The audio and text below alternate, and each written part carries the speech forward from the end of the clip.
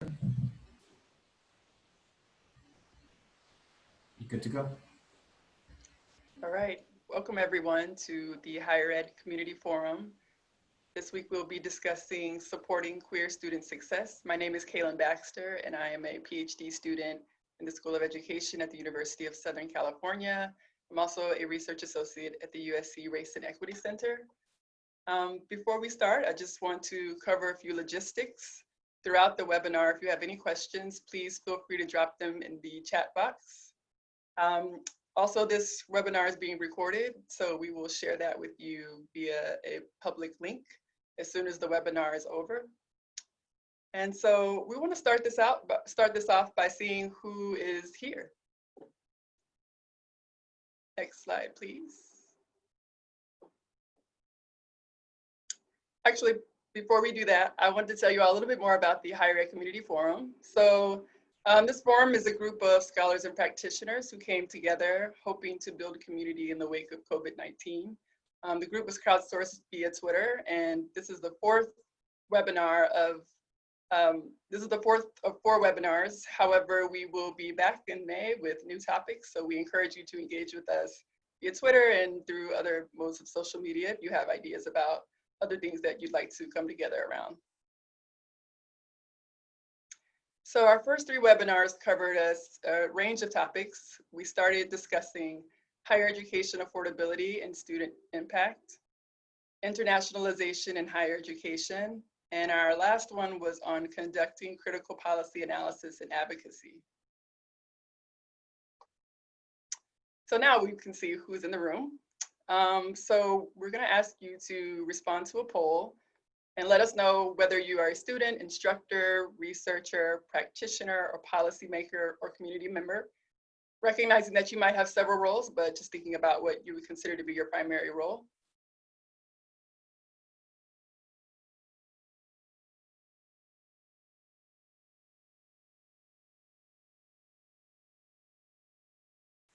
Looks like we have a nice mix of folks. So mostly practitioners, but barely. It's pretty well split among practitioners, students, researchers, and instructors with one policymaker in the room. So it's exciting that we have a mix of folks. And as we move into discussion, hopefully we can talk about issues that are relevant to each of you.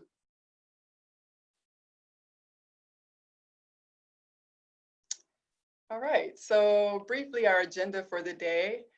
I will start by giving a brief sketch of who each of our four scholars are who are joining us today. Then I will ask our scholars to give a few remarks around some topics that we've already established. And then we're hoping that we can engage in a discussion, have a bit of conversation between our panelists. And then we will open it up to you all, our participants, to see what questions you all have and move from there. So first we have Nick Franco, who is the director of the Pride Center at Eastern Washington University. Dr. Franco is the Pride Center director and a deputy Title IX coordinator at Eastern Washington University. They utilize systems analyses, intersectionality, and humble leadership in addressing inequity on EWU's campuses, particularly for LGBTQ+ students and students of color. Next, we have Antonio Duran, who is an assistant professor at Auburn University. Dr. Duran completed his undergraduate degree at New York University, his master's degree at Miami University, and received his PhD in higher education and student affairs at The Ohio State University. Antonio's research agenda involves using critical frameworks to complicate the study of college student development and identity. Next, we have Dr. Jay Harvey, who is an associate professor at the University of Vermont. Dr. Garvey's research examines student affairs and college classroom contexts, primarily using quantitative methods, with particular attention to uplifting queer and trans collegians. His approach to scholarship and professional practice is rooted in positive affect and love, recognizing the grounding and uplifting role of emotions and relationships in higher education. Finally, we have Dr. Angel Gonzalez, who is a doctoral student at San Diego State University.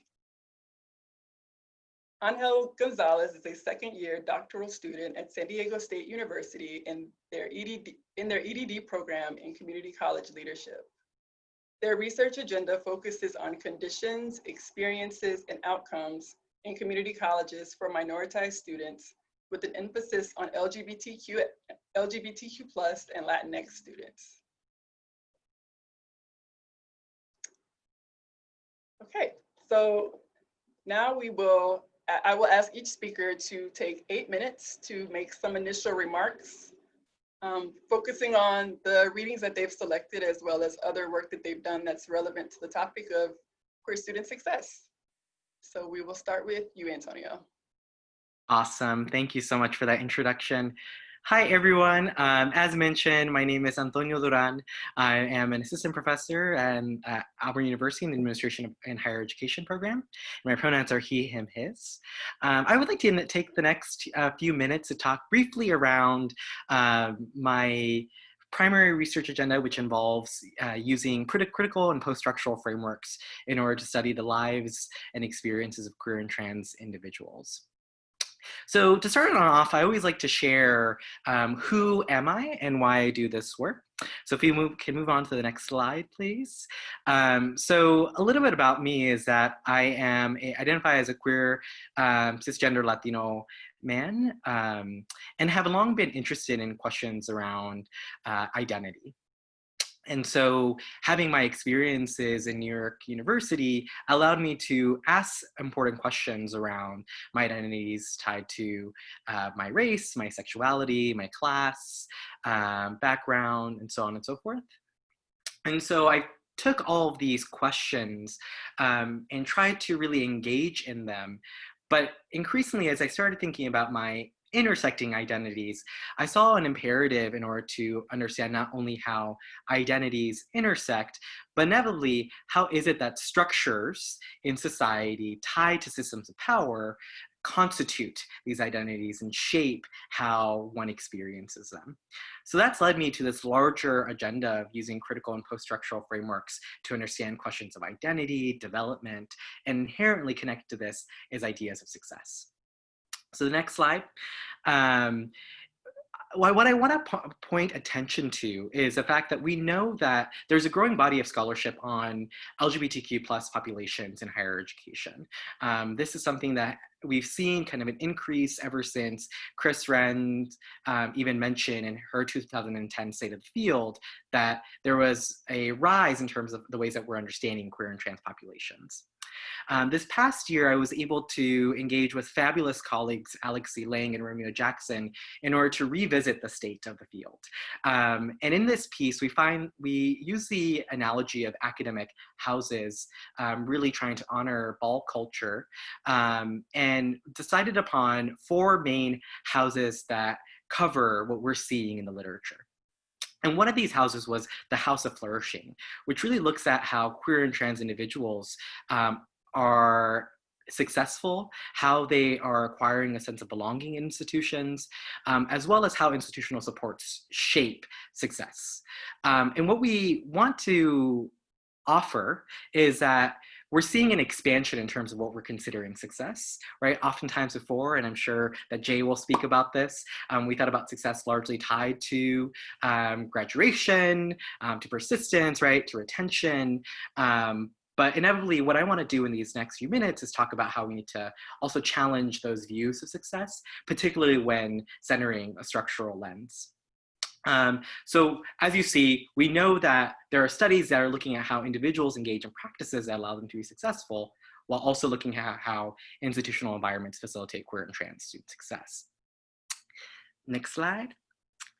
What we know, though, as well, in another project that Romeo, Alex, and I are engaging in together, is that though we're seeing a rise in queer and trans scholarship broadly in higher education, that Not many studies have taken up the use of critical and post-structural frameworks.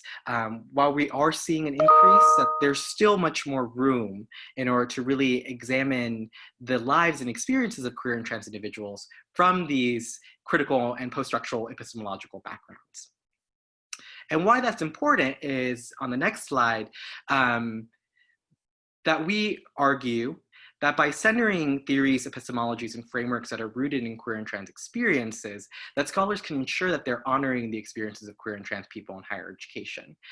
It's a little concerning, right, that we have yet to take up this large body of scholarship around that originate in queer and trans communities, and that we've not yet learned how to apply them within educational contexts. So on the next slide, I offer the need, why we need this kind of research. And in particular, is because we need to understand how historical and contemporary legacies of oppression create the conditions for queer and trans students to quote unquote succeed, as well as also understanding how queer and trans individuals enact their agency in the face of oppressive systems. So on the next slide, I give some examples of frameworks that I've written about in community with others. And so the reading that I proposed for today's session looks at these three main frameworks that are emerging that not only get at issues of gender and sexuality, but that also honor those with multiple minoritized identities, right? So oftentimes centering the experiences of trans and queer people of color. So intersectionality is one that we have long come to embrace in the field. Whether or not we are misusing and misappropriating the framework is a conversation in and of itself. But I think what we can learn from intersectional theorizing is this focus on how is it that overlapping axes of power and oppression shape the lives of queer and trans individuals. So I encourage scholars to take up Crenshaw's 1991 piece, in which he discusses the structural, representational, and political ways that intersectionality manifests. In addition to intersectionality, I offer two other frameworks that originate outside of education, one of which being queer of color critique, that served as an intervention in phenomenological sociology that often failed to understand the intersections between race, gender, sexuality, and class.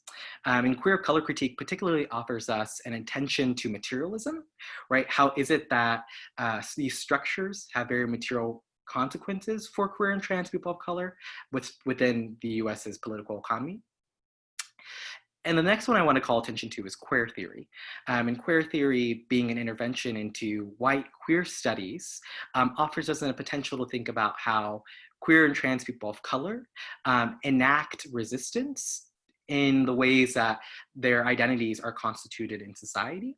And so I encourage people to take a look at disidentifications, the work of Jose Esteban Munoz, in order to understand how queer and trans people of color are subversive in the face of dominant structures.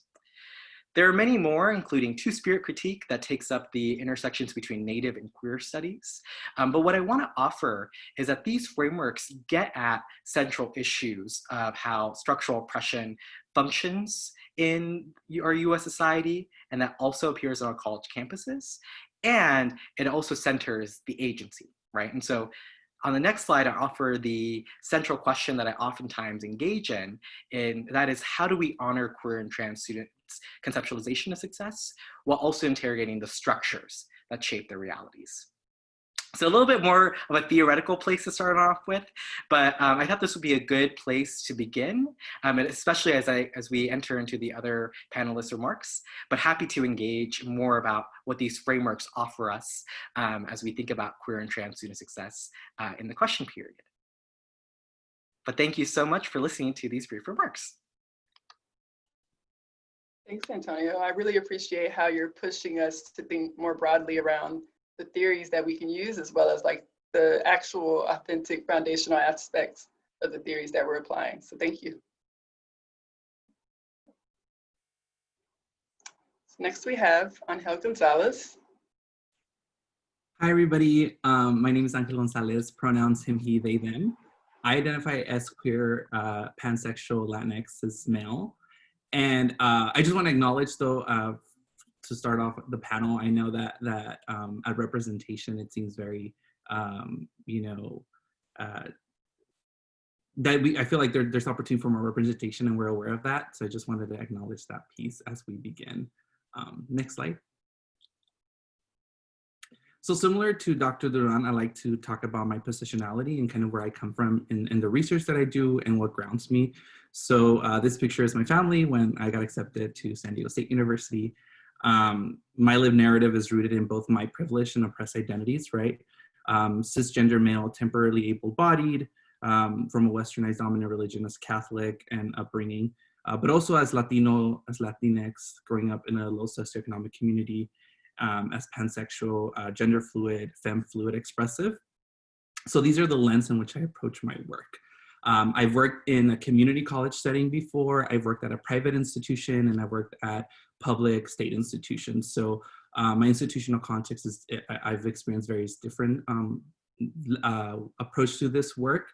And really, I would say, situate myself in the community college because I felt that was where my calling was. And also, I have two sisters who have attended community college or are currently in the community college. So for me, it was important to position myself as a place of access for students who might not have those resources.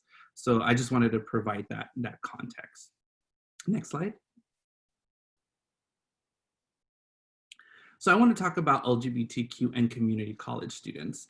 So a lot of the literature focuses on LGBTQ students, but in the context of the four-year institutions.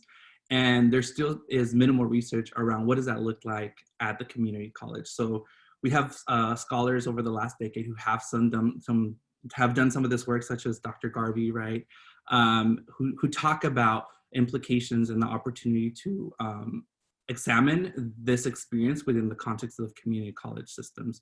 We know that lack of spaces for support for students who feel validated and seen is important to cultivate a sense of belonging for students, and that's the same at the community college level. Community colleges, though, indifferent to four-year institutions, majority are enrolled by minoritized students, right? So if we go to the next slide, we can see currently that about 7.7 million students are currently enrolled in the community college system. However, when we think about analyzing and disaggregating the data, it's really difficult to understand, well, where are community college students who identify within the LGBTQ community? Because we're not collecting that data, right? It's not disaggregated by sexual orientation or beyond the gender binaries. In California, for example, which is one of the big systems in community college, housing about 1.5 million students, it wasn't until last summer, 2019, when they began to collect data regarding students' gender identity. So when I went into Data Mart and kind of looked at the last three sessions, so summer 2019, fall 2019, and winter 2020, I was able to pull out that 737 students identified as non-binary, right? This doesn't mean students who identified as male or female are not part of the LGBTQ community, but beyond those categories, nothing else existed until last summer. So this poses a problem because we can't really tackle what support and services is needed if we don't really know the population at hand, right? In community colleges, on the opposite of the four-year, right, they have more students from systematically oppressed identities, right, but less resources. So what does that look like in practice? So we have to consider multiple factors. Next slide. So similarly, right, to the literature around LGBTQ students at four-year, we have to consider visibility, campus climate, and identity development components. In visibility, one of the things that I'm currently seeing in one of the studies that I'm doing around images on LGBTQ students is the lack of visual representation for students at our campuses, right? Beyond the GSA LGBTQ pride organizations, there is really minimal visible representation of our community. That's something that has come out in the literature, but also come out through just some of the interviews that I'm having with my participants, is that there's this, I don't see myself across campus, right? And that directly correlates with then the campus climate that's created, right? Campus climate has various factors that cultivate a sense of belonging for students. Originally originated in racial, ethnic, or racial climate studies, and now moving towards sexual orientation through the campus Campus Pride Index. However, right, the Campus Pride Index is also predominantly made out of four-year institutions. Institutions have to opt in and do the self-assessment, and a lot of community colleges don't have the resources to do it, or maybe are not choosing to do it because you have to report what is it that you are doing and not doing to support this LGBTQ student population, right? And now in regards to identity development, we know that college campuses are a place to catapult self-discovery and who we are. And also for students from the LGBT community, it's often the only time we're allowed to be who we are, right? At home, we might have to hide our authentic selves. And at campus is where we really get to flourish and examine that and explore that, right? So in community colleges, there isn't a lot of opportunity to do that often because we don't have those structures in place, such as pride centers, right? Or resource centers, or a person allocated to coordinate programming that supports that. Is often the add-on feature to somebody's role, right? Is the add-on work to somebody who's already a counselor, a faculty member, or an administrator. However, the importance to cultivate a space to self-discovery and claim that identity is really important. Next slide. So with that in mind, I want to offer some quick things about thinking about how to support queer and trans LGBTQ students at our community colleges. One big one, obviously, that we've seen across is the need for visibility and representation. And that's beyond the flags. That's something that I've heard from a lot of my participants is, yes, the flag is important, but where are our historical contributions to society, right? When are we seeing beyond just the opportunity for institutions to parade during Pride and say we support you, but then the material implications as that support is never seen, right? So they talk about the opportunity to, how do we have civil rights leaders who were also peer represented? We have Marsha P. Johnson, Silvia Rivera, Veron Rustin, we have Glorian Saldúa, who's contributed a lot of literary work. They're talking about how do we see ourselves beyond just this flag, which is obviously a key component, but how is our history also honored and not continuously erased, right? Because we don't learn about our histories until like our queer trans elders share that history with us. It's not something that's curriculum and built. Next slide. Therefore, in that same spirit, they talk about the opportunity for how do you implement our stories in the curriculum, right? And that's one of the things that I offer community college faculty is, how are you building readings around, queer authors or stories? Some of my student participants I mentioned, the only time they get to learn about these topics are in psychology, gender and women's sexuality classes, and biology regarding binary gender and sex, right? So like, how can we learn about ourselves beyond these three courses when you have an offering of courses? And lastly, next slide. All that requires institutional capacity, right? Professional development for the leaders. I know safe zones training is something that's been going on, but again, that's not something that's been going on necessarily at the community college level, right? So there needs to be more institutionalized support for that type of professional development. Right here next to it, I offer an example of a current summit in the California Community College System, which is the LGBTQ Summit. Last fall was only second iteration, but it's only resulted from, again, those advisors from the pride organizations and students pushing for a space to exist and to be recognized. And therefore I ask, who are going then to these summits? Is it ourselves who already know about this, or is it the people that need to know and are at the front line supporting our students, right? Because in order to really support our students, it can be an add-on, right? It can be an add-on to support LGBTQ students at community colleges. Gracias. Helen, you brought up so many good points, including the fact that, so many times at community colleges, there's a preponderance of students who are multiply marginalized. And I think that's especially important when we think about the fact that community colleges are disproportionately funded. So thank you. Next, we have Nick. Hi, thank you everyone for being here. Thank you to Dr. Felix and everyone involved for organizing this and for inviting me to be on this panel. My name is Nick Franco. I use they and them pronouns. I'm the Pride Center Director at Eastern Washington University. I've been in that role for about 4.5 years. And I'm also recently now a Deputy Title IX Coordinator.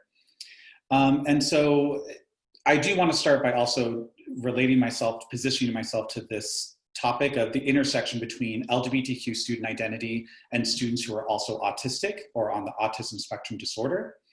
And that's that I do not identify as having ASD. I do identify as mixed race and queer and non-binary. But the reason that this topic became important to me is because I saw so many of my students in the Pride Center at this intersection, and it was actually causing a little bit of some tension and some conflict, and really requiring everybody in the Pride Center to really challenge ourselves to be better about how inclusive are we really being to this often overlooked community. So on the next slide, there's been, most of the literature out there has shown that there is a higher prevalence of folks with ASD who also identify as LGBTQ and vice versa. So that's one reason why this topic should be important if we're talking about LGBTQ students broadly, is that there are subsets in the community that feel ignored within LGBTQ spaces. I'm thinking of QTPOC, so queer and trans people of color, LGBTQ folks with physical disabilities who are on the autism spectrum disorder. Next slide.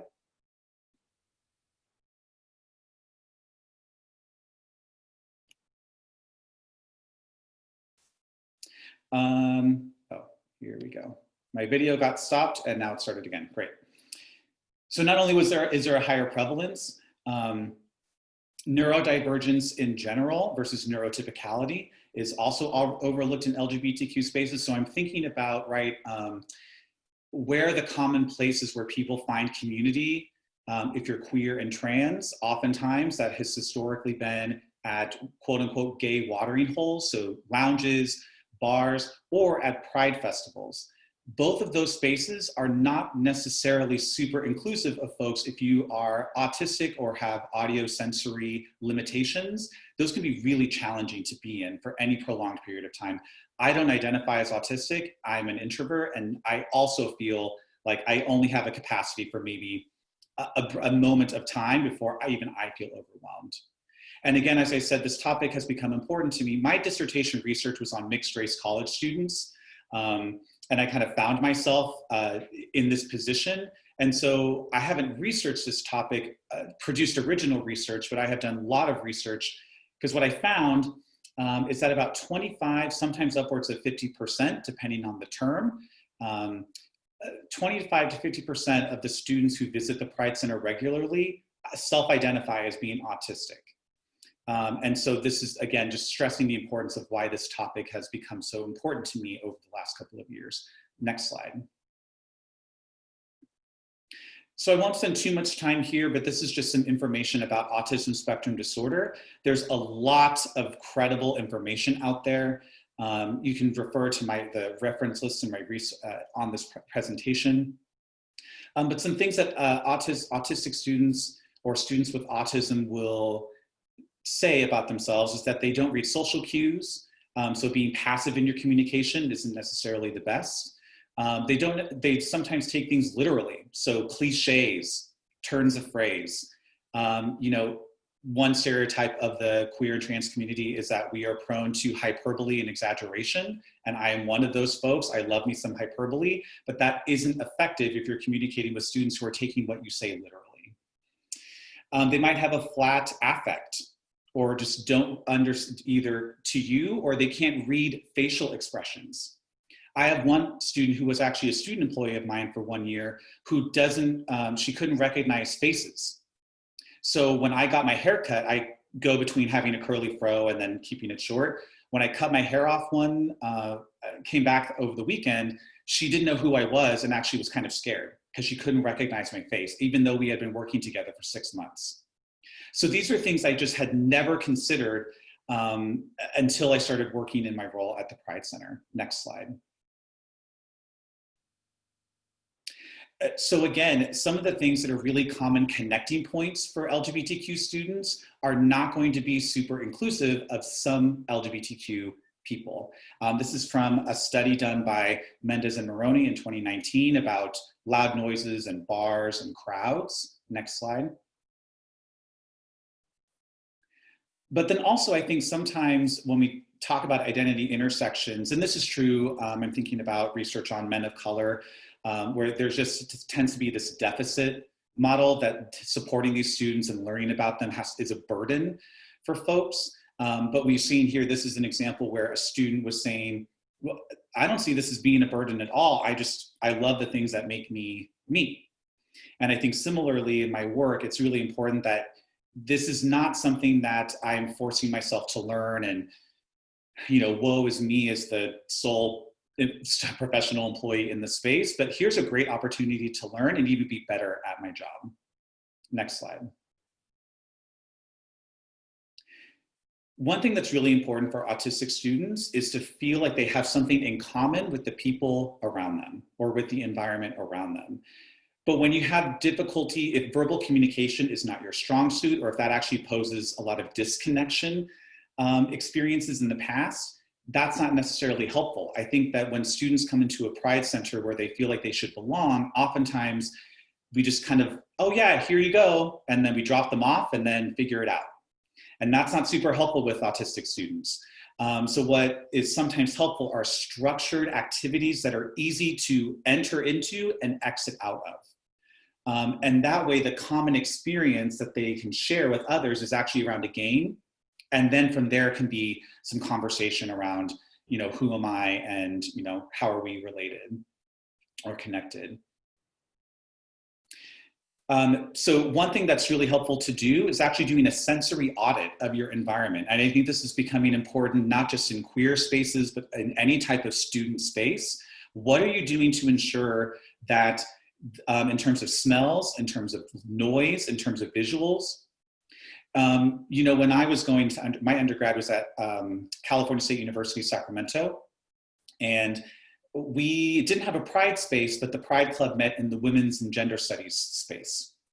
And I loved that space, but it was so overwhelming with stuff. There were books everywhere. Every flat surface had something on it. There was so much art on the wall. And that is true for some other queer spaces that I've gone to. And in some ways that feels like kitschy and homey and not super like dry and kind of boring in a sense, right? But to people who are overwhelmed by visuals, if you're autistic, it can be hard to be in that space for a prolonged period of time. I think volume is another one. In our Pride Center, can be a lot of cross-talk. So multiple people having multiple conversations and they're shouting across the room. So again, if you are someone who has difficulty focusing or loud environments or just you shut down, you're not going to be in that space for that long. So what we actually bought by the recommendation of students were earplugs.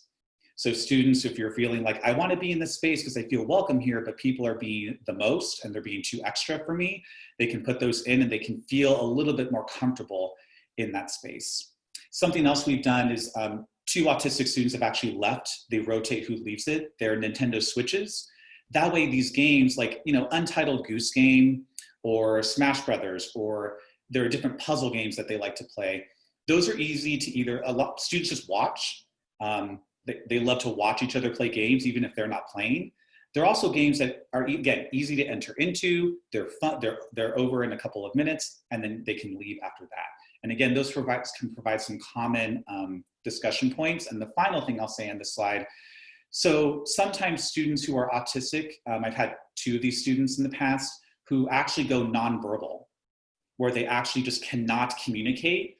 And even when I would notice that, they can hear you, but they just can't verbally express themselves. And so what some of the students have created is a messaging platform for the AWU Pride Center on Discord, which is actually a gaming messaging platform. So students will actually message each other even though they're across the room because that person's nonverbal but still wants to communicate and participate in the conversation. Next slide.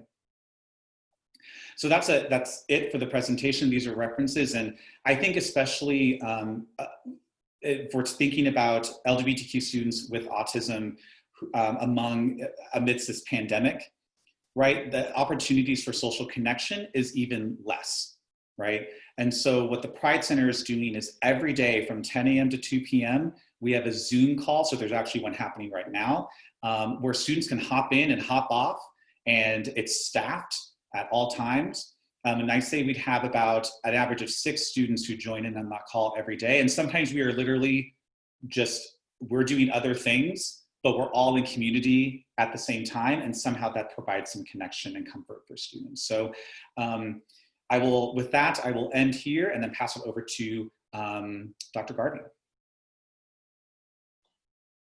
Thanks so much, Nick. I think you've provided a good framework for us to think about the importance of connecting theory to practice, as well as has given us some really tangible examples of how we can support queer students along the autistic spectrum.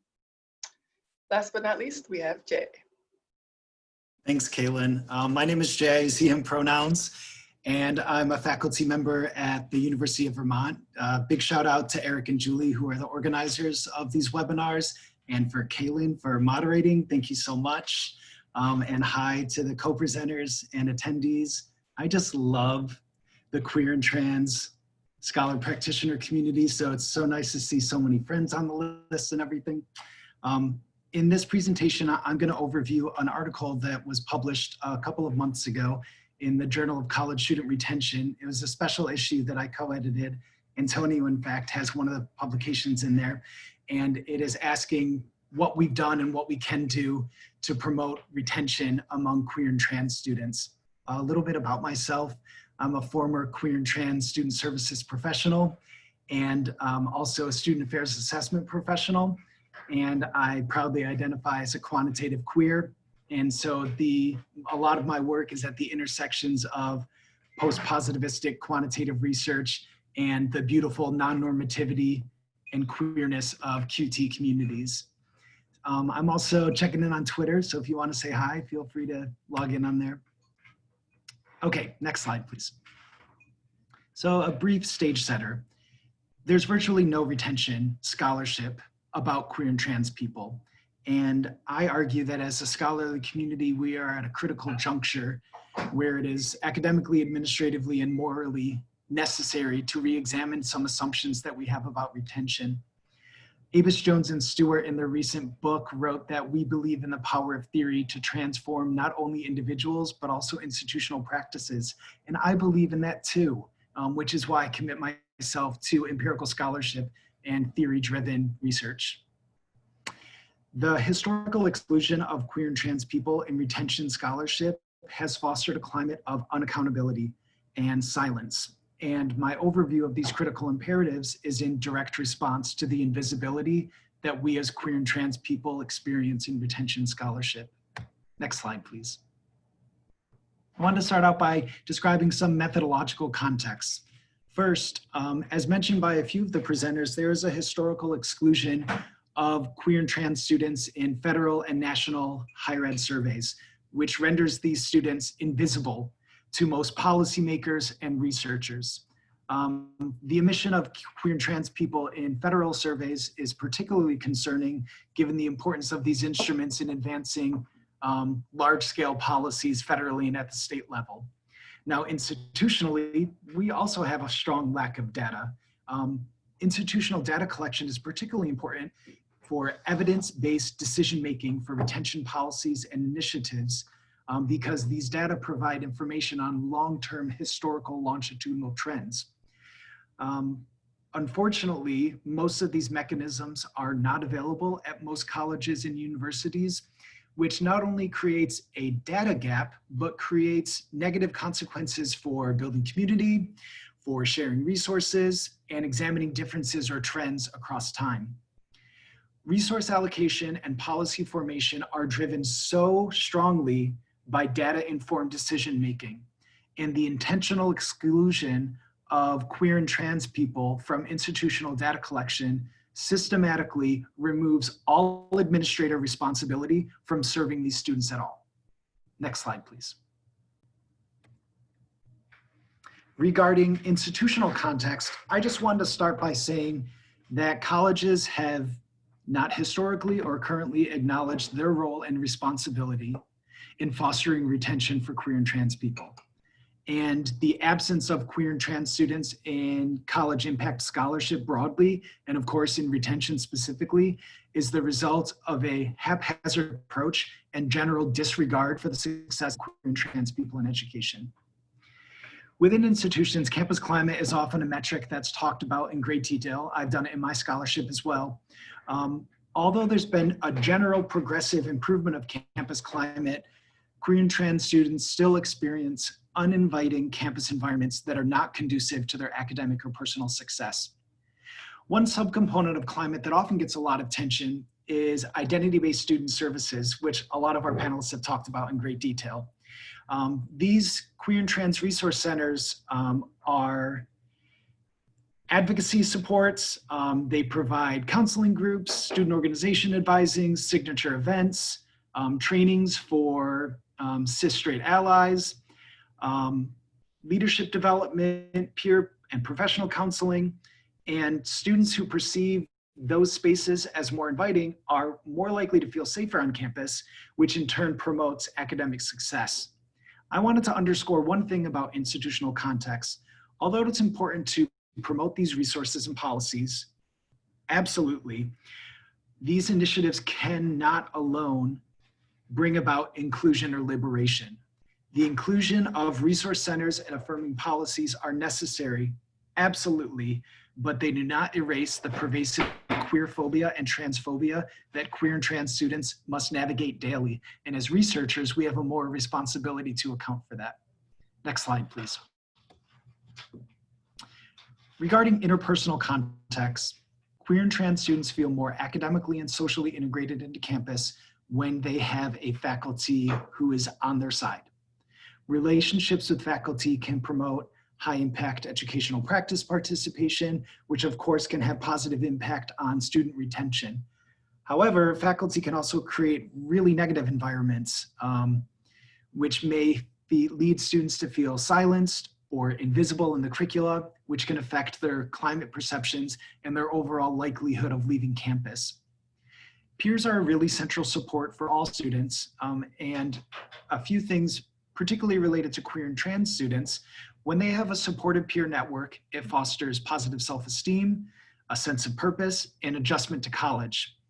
Queer and trans student organizations are a microsystem of this peer network that uplift relationships and support students by fostering belongingness, mentorship, and connections with on and off campus support. All of those which nurture retention and success.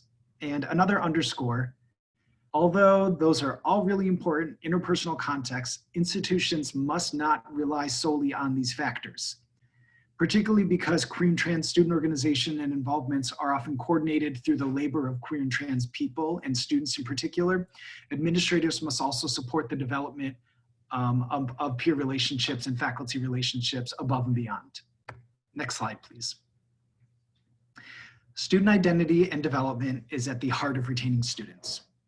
And transphobia and queerphobia not only influence university structures, but also have an effect on how students understand themselves within various institutional contexts.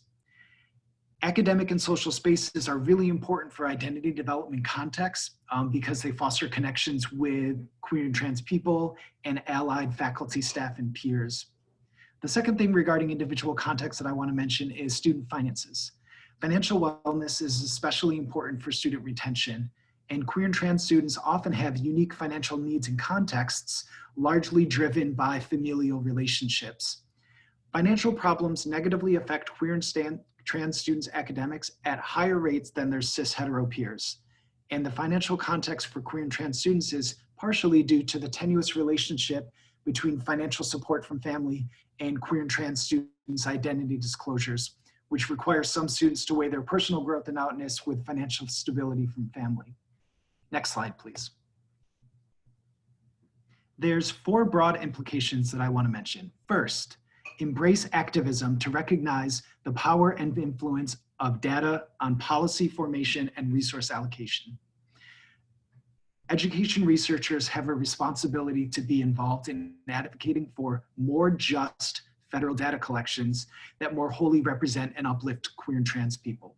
Second, the number of queer and trans students on campus should not govern the amount of support. Support and resource allocation must be inherently valued and provided to queer and trans students without needing to justify a critical mass of students. Third, the recent corporatization of campus climate assessments permits institutions to uplift equity and inclusion without enacting any positive social change through resource allocation or policy readjustments. So without transparent data sharing or systemic institutional transformation, these climate surveys are performative and perpetuate marginalization and harm people. Fourth, because the body of scholarship in higher ed has not historically recognized queer and trans students, the constructs that we use to measure all of these factors may not reflect the lived experiences of queer and trans people. So researchers and survey developers must empirically test existing factors to determine whether they have validity and reliability for queer and trans people. Next slide. So in closing, I'm really aware of the challenges in studying queer and trans student retention, and I ask myself, where do we go from here? There's a decade-long void of any scholarship about queer and trans people in higher ed retention, and all of these contexts outlined in this presentation are important, yet there are likely so many other contexts that we've not yet studied. And so as with queer and trans students themselves, I lean on other queer and trans scholars to add nuance and bring life to these critical imperatives to understand retention more broadly. Because when society and institutions fail to include us in the scholarship and practice of retention, we will uplift our communities and ourselves in solidarity. Thanks. Thank you, Jay. I appreciate that you're really pushing us to think more critically in terms of how we're measuring effectiveness as an institution, as well as your analysis across different contexts.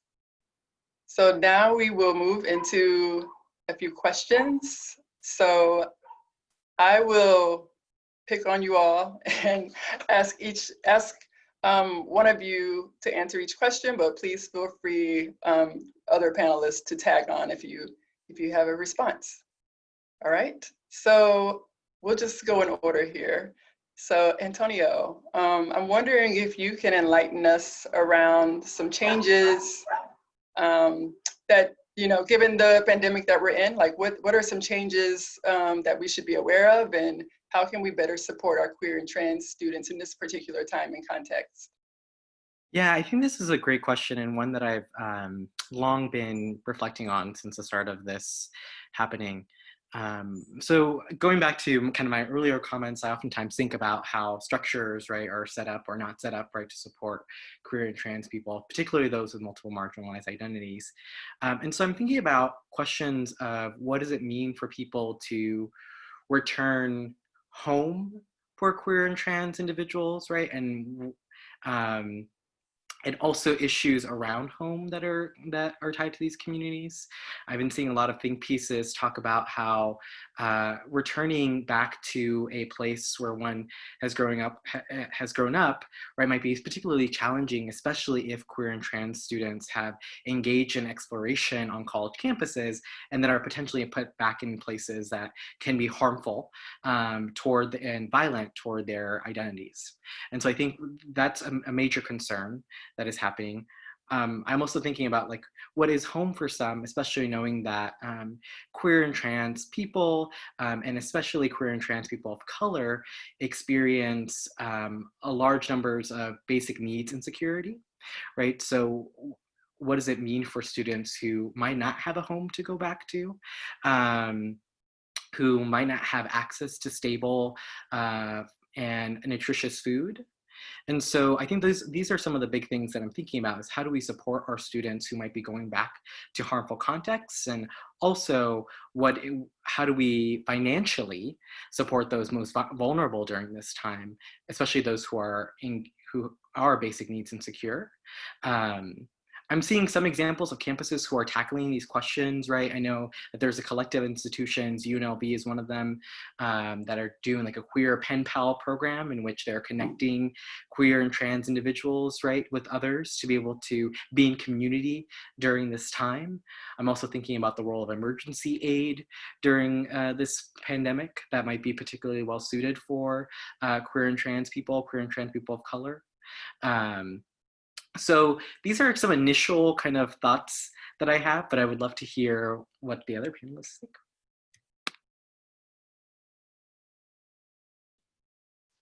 Any other thoughts? I think similarly to Dr. Duran, I think about that and also the access to resources that sometimes college campuses provide, like mental health professionals, right? Or the health center, right? So where students can get access and education to different testing or education around maybe if they're on prep or things like that. There's providers there that come and do that work. And now that they're at home, what does it mean if their family maybe doesn't know those parts of themselves, right? So I think about those pieces as well, is the access to resources that, you know, stabilize them during when they were on campus and gave them some sense of normality in all of this. And now that's fully disruptive, right? So that's just something I've been thinking about.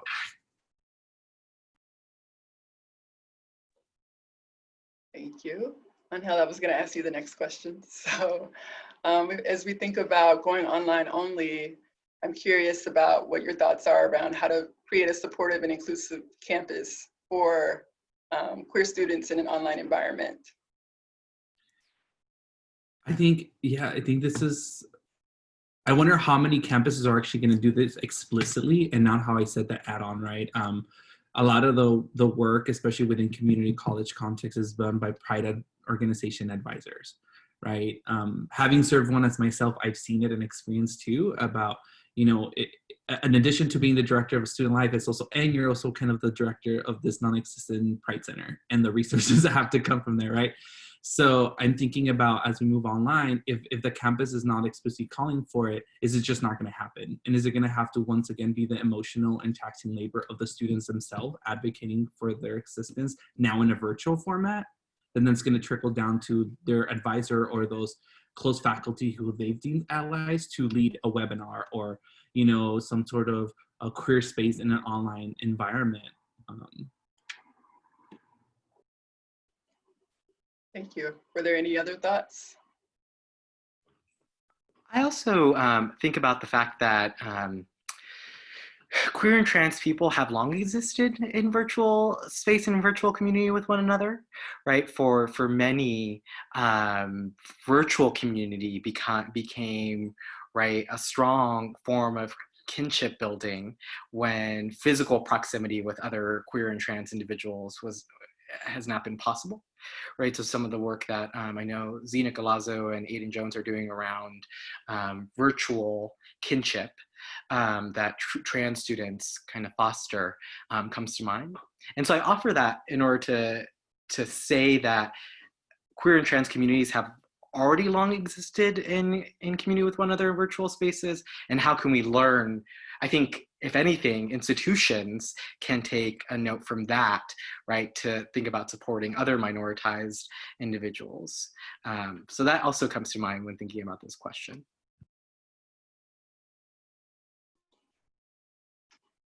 So Nick, what can higher education leaders do to inform these policies and practices on a more systemic level, thinking about the safety and well-being of queer and trans students? Yeah, you know, Dr. Garvey's presentation about the use or lack of data available, I think has certainly informed my sometimes inability to advocate for students because there's simply no retention data. And so any retention conversations we have are all about people of color, which is not a bad thing. But then there also isn't enough data to even show how many we have on campus. So one thing that I've actually found pretty useful is that there are many surveys that we send out on our college campuses. They may not get necessarily a high amount of response. The response rate might be pretty low, But those surveys do often ask questions related to sexual orientation and gender identity. So for example, actually we're a JED campus, Eastern Washington is JED, regarding improving mental health services to students on our campus. And they surveyed 1,900 students, which we have never gotten 1,900 students to fill out any survey that we've sent out as an institution, of about about 10,000, right? So a sizable portion, a good response rate. And 22% of students who responded to that survey identified in some way as LGBTQ. Now, of course, there's like, sampling bias and all of that, but I'm like, if 25% were surveyed and of that, almost 25% said they were queer or trans, it's safe to say that we have a pretty sizable portion of those students on our campus. And so we can no longer just simply say, oh, we don't have the data in terms of formal numbers that we collect. There are informal numbers that we can also use that I've leveraged in my work. I think the use of, and the question was posed here in the chat about forging relationships. It takes a while to forge some relationships, but I have super close connections with our Director of Equal Opportunity and Affirmative Action, with our student care team, who are case managers, the Dean of Students Office, even the deans of colleges across the campus, who really have come to my presentations or seen me speak and have really respected my work and have then taken active interest in what I do. Now, what's unfortunate is that they have to respect what I do and have to meet me first in order to care.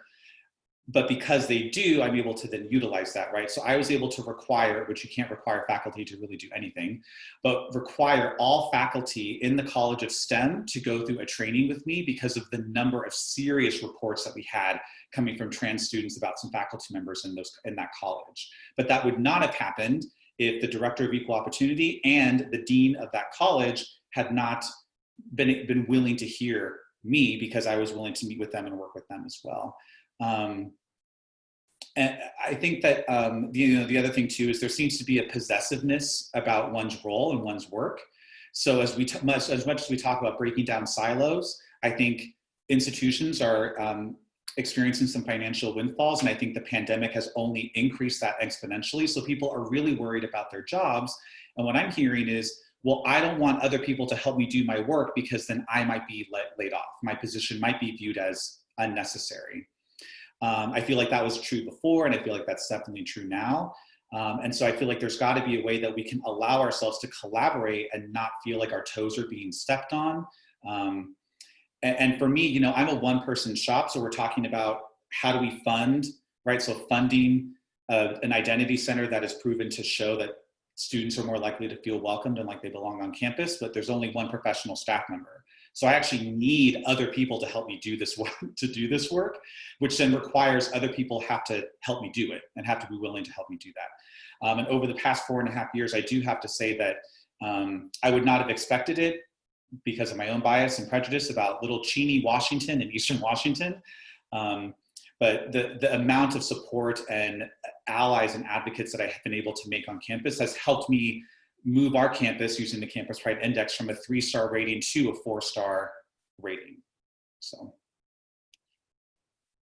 Great. Jay, I wanted to give you a chance to also respond around the tactics that you use within your role to build relationships across campus and ways that you've been able to collaborate to build awareness of issues affecting queer and trans students.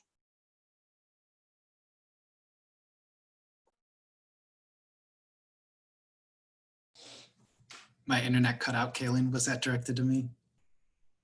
Yes, you'll be repeat the question. That's totally fine. Sure. So I'm wondering what strategies you use, what tactics you've used to really build coalitions across campus and collaborate in terms of building awareness around queer and trans students. Great question. Thank you. I just want to share my perspective about the importance of data-informed decision-making. Most of my relationships with senior leadership at UVM and other institutions is largely governed by one-page briefs of quick data to make important systemic changes to large-scale initiatives and policies. Especially in financial crises, provosts, presidents, deans are relying on data-informed decision-making to make really tough calls about trimming budgets. And so, although most of my scholarship involves queer and trans student experiences, most of the reason I've been consulted is due to my expertise in large-scale data collection. And so for researchers and practitioners, I encourage you to consider all of the blessings that you bring in your portfolio and to be able to share and market those in really strategic ways so that you can enter in multiple spaces at a time. For me, my expertise in data collection across sexuality and gender has brought me to the table about admissions conversations and what data are collected, particularly because with admissions data, those stay with students throughout their entire career all the way to their alumnex experiences. So admissions data collection is really important. And then of course, retention, looking longitudinally across and within at the intersections of student identities. And then most of what I am brought in for is regarding policy reform to be more inclusive and transformational. So how you position yourself and your portfolio will really open up opportunities. And as a not so new faculty member, I try to exercise humility and patience, and I don't let my self-worth tie directly to the advocacy that I can achieve. When I did that early in my career, I had so many ups and downs with my self-worth because there were times when I thought the work that I was doing was invisible to most policymakers and administrators. So as queer and trans people, we have to find community outside of higher ed so that we can sustain our personhood and through love and affect. Thank you. So we have a couple of questions in the chat. So I'm gonna open it up. And so our first question is thinking about the potential long-term conditions associated with the pandemic. Are there things that you all would recommend considering, opportunities or solutions that you would identify around the retention, success, persistence, and well-being of queer and trans students? And specifically, what roles can student affairs professionals or researchers take in the shifting landscape without in-person community spaces? It's a big question, but there are a few nuggets there. I think this time is really gonna push us to consider how groups, offices, organizations, right, work across the perceived physical barriers that we have on our college campuses. Now that we are online, I think that there's such an amazing chance for us to rethink how services for minoritized individuals function and how we can create spaces for those who have multiple minoritized identities. So I'm thinking about like, what is the potential for a person such as a NICS physician, right, to be collaborating with other services to create spaces that more attend to people's holistic selves. I also really appreciate another question that was posed and kind of connected to these about like thinking beyond the services that we create too, and recognizing that for some queer and trans individuals, campuses have never, right, as Jay was talking about earlier, have never been a space of solace, and that they've connected to communities off campus as a way to survive and thrive in higher education.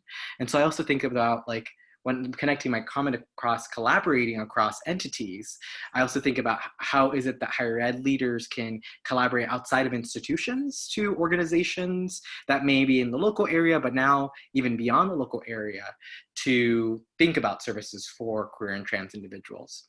So that's, I think, the great potential that we have in this time to break down the physical barriers that we've created and engage in connection across orgs, groups, etc.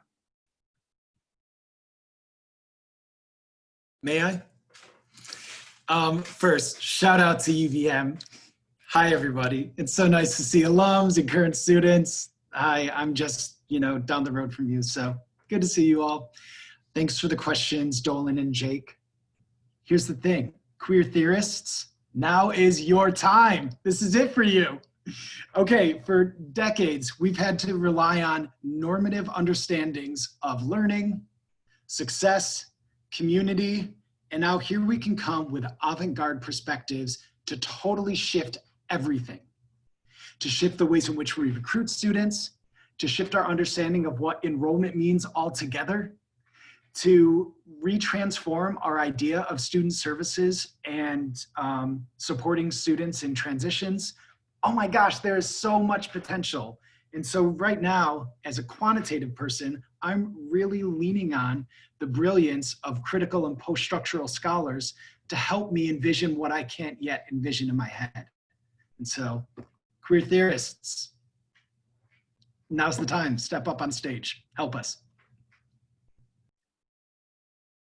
I think to that point, to Dr. Garvey's right, I think it's the time to be unapologetically vocal about how we support our queer and trans students, right? I think the pandemic is allowing us to see that stakeholders can make decisions too, and move them really fast up the hierarchy, right, in decision making in the current pandemic. For a variety of reasons. And I think for so long it's been like, well, that's not the population yet we're working on. We're working on race and ethnicity, which is important, right? But it hasn't been at the forefront, right? And when I think about, there's about 24 current states, almost half, right, that have introduced anti-trans and queer like legislature for our youth. What are we doing? What are we unapologetically doing to really tell our students that your existence matters? And we're gonna make a decision regardless of what our state or regardless of what our district, like we need to make a decision as leaders of our institution to say, what are we gonna do for you, right? And I think the opportunity to be bold and courageous is now and really transform, right? And it's something that can be done because we're doing it because the pandemic, right? So much about we can go online, boom, everybody's online, right? Happened out of necessity. So the opportunity is there and it's like, who's willing to push it and move it forward?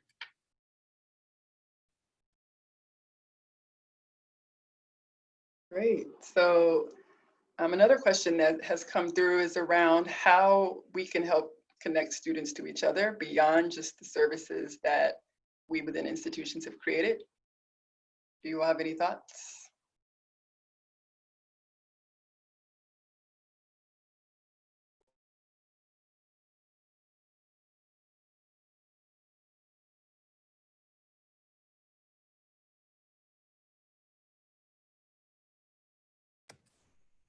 Sure, I'll good to go. I try to wait so I don't speak too much, but it feels like it was the moment to come in. We have to have the humility to recognize that students exist outside of institutions. And for people who work in and study and love higher education, we need to be resolved that in order to thrive right now, we have to connect with our community partners because that's likely where a lot of our QT students are receiving that community and kinship. So I think broadening our perspective of the role of higher education is a good starting point, and seeing the interconnectedness of liberation across different sectors will help us build coalitions and partnerships in ways that we hadn't envisioned before.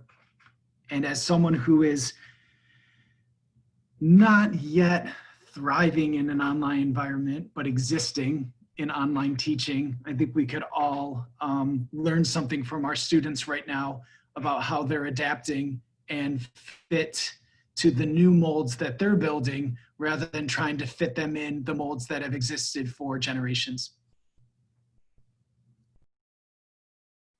And I would add, oh, do you want to go, Antonio? Okay. Yeah, I think when I was thinking about how do we continue to, how do I keep my student employees who have federal work studies still employed and getting those hours? And then also, how do I provide services to these queer and trans students who most of the students at Eastern Washington are coming from really rural and small areas. Cheney, Washington itself is a city of maybe 9,000, 10,000 people. And we're 20 minutes away from Spokane, which is only a city of 500,000 people, about 700,000 people. So there are not a lot of services, and is a predominantly conservative area. And so students actually come to Eastern and see the Pride Center, and that is their opportunity to experiment and be exactly who they are. And it's one of the first times they get to do that. And now we've taken that away from them, or it's been forced to be taken away from them. So I asked students, we have to come up with a telecommute plan. What do we do? And they came up with it. So one, they already were using Discord. And so we've talked with, and that's student run. I'm not even the admin. I'm an invited guest to be a part of that group. And so they get to determine who gets in. And so I asked them, hey, if people ask how to connect, how do I do that? We've actually had 3 or 4 students reach out to me who are incoming Eagles in the fall, and they want, hey, I want to start making connections now, but I can't come to the Pride Center now. And so what do we do? And so they're on Discord, they're already making those connections. So again, as Dr. Garvey said, students already know how to do this. They're already doing it. And so let them run the show. They're the ones who came up with the Zoom calls every day. We have themes for every day that they want to do, and they're running them on their own. I'm not even really leading that. I think the other thing too is, especially because, Eastern's LGBTQ Pride Center is the only public Pride Center in all of Eastern Washington. So Spokane does not have an LGBTQ. So I'm thinking about, I never had to think about this necessarily before. I've only ever lived in large metro areas in California. And so coming here, the work looks a lot different. And there's not as many resources, and it's not as easy for people to find community. So there are multiple LGBTQ Facebook groups that I'm a part of as just a community member. And that's been where people were connecting even before the pandemic, right? And so they've now transitioned to making Zoom calls in terms of their support groups. But I think that's also why having someone who, on Hell's point, having someone who's dedicated to serving this community population, no one else would have this information at Eastern, maybe offhand, right? But because I've been active in the community and have been and connected virtually to these groups already, I'm easily able to then facilitate students connecting to those points. I'm not sure that would have easily happened if we didn't have a full-time full-time employee or a Pride Center on our campus. The only other thing I'll add too is that I want us to be thinking about, as Nick kind of mentioned, those who are choosing which institution they will be going to in the fall, whether physically or virtually, or making decisions, knowing that a lot of them may have lost the opportunity for those who are financially able to go visit campuses and to actually experience what a campus is like. So I'm also thinking about how we can connect students, current students to incoming students on our campuses, to offer support, to offer guidance where physical connection may not be present.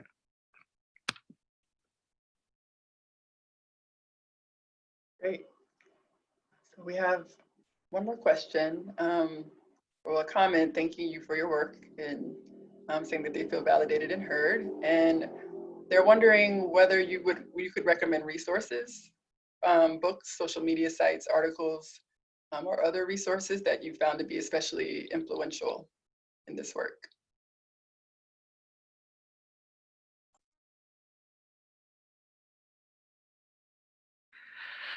I would recommend going outside of our higher education articles to different other disciplines that have long been engaging in this style of this type of theorizing that we just haven't taken up, or we've taken up at a distance.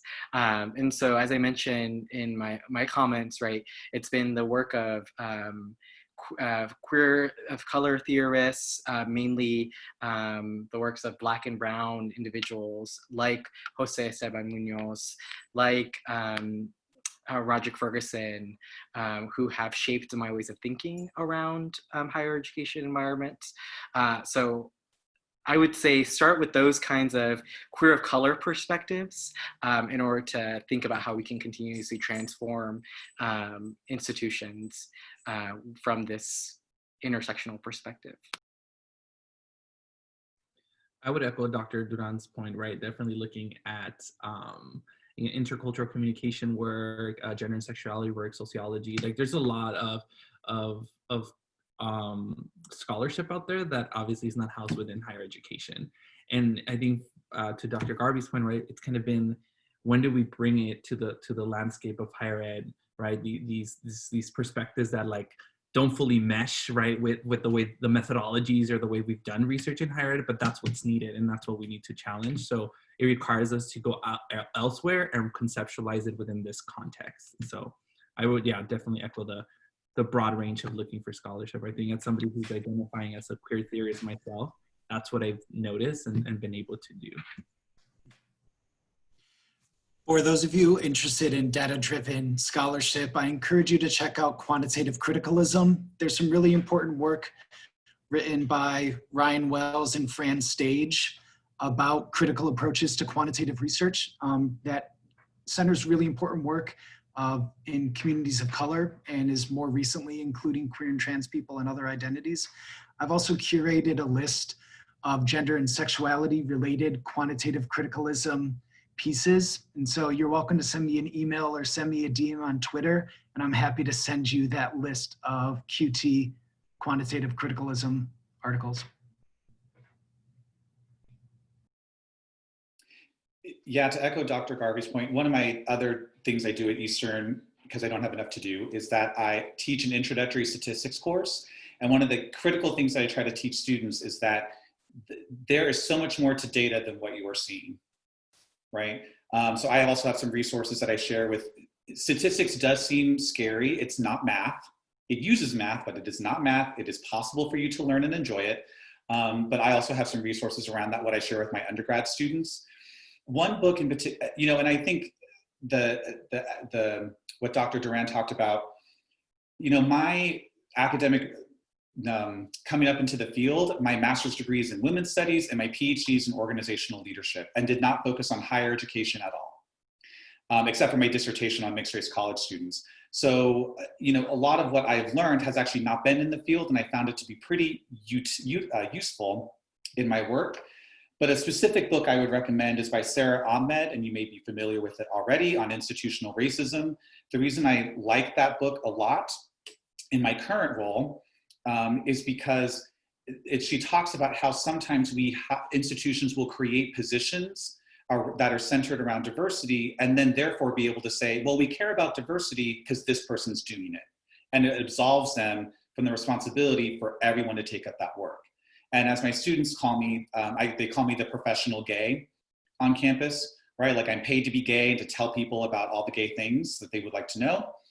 But then it's important that I'm not the only one doing that. And institutions tend to get caught up in that. I would really recommend reading that book for anybody who's needing at any level, looking at like how systems and structures actually work to perpetuate themselves in ways that maintain oppression. Great. So we only have a few minutes left. So I just wanted to give you all the opportunity to give us some last thoughts. And we'll just go in the original order that we started. So Antonio, if you kick us off. Yeah, yes, you might have noticed my corgi wanted to join for the final thoughts as well.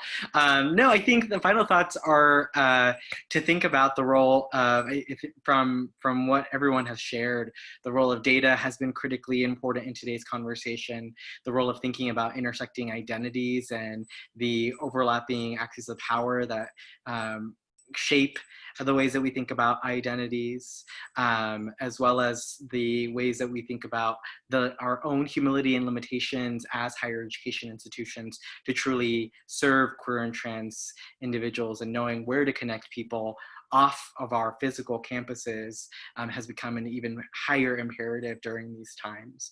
And just thank you all so much for the engagement. It's been absolutely wonderful. So shout out to the organizers again for this.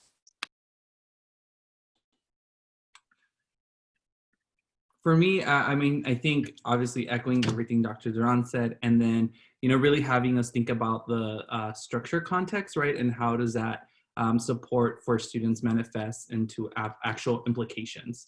I'm thinking about it from the community college and asking community college leaders to really critically think about what is it that they're doing and what are they willing to do to really support LGBTQ students, knowing that the landscape looks different than at the four-year institution, and will continue to, right, even as we develop our institutions in this new online capacity. I want to share two things. I want to echo something in the chat, that there's a large percentage of queer and trans scholars who are without access to Wi-Fi or laptops. That is certainly true for queer and trans students. And so how, even though we've set up these awesome points of connection that are online, are we maybe missing some folks? And I think the last thing that I would say is that as we try to hold our institutions accountable to be better, it's also important that we hold ourselves accountable to be better. And so we need to be addressing the ways in which we are actually enabling the systems of oppression around us.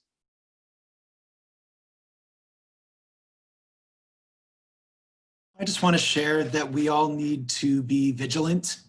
Budget cuts are on the horizon, and they are going to be driven by normative metrics like enrollment, financial capacity, career readiness, and some things that are so near and dear to us as queer and trans people are going to be seen as auxiliary, like queer and trans studies, or critical race and ethnicity studies, or women and gender studies, or student services for people of color, or queer and trans student services. These are all going to be devalued in certain ways, but it doesn't devalue the great work that we are all doing. And we have to fight back with normative tools sometimes, but we also have to envision the possibility of transcending the requirements of fitting someone else's expectations.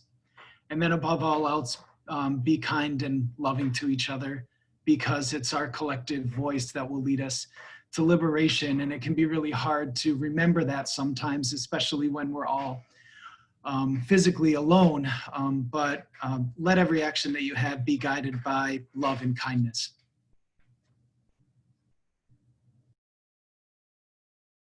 I want to thank you, panelists, for sharing your experiences and knowledge with us today. I know I learned a lot, and hopefully other folks did as well.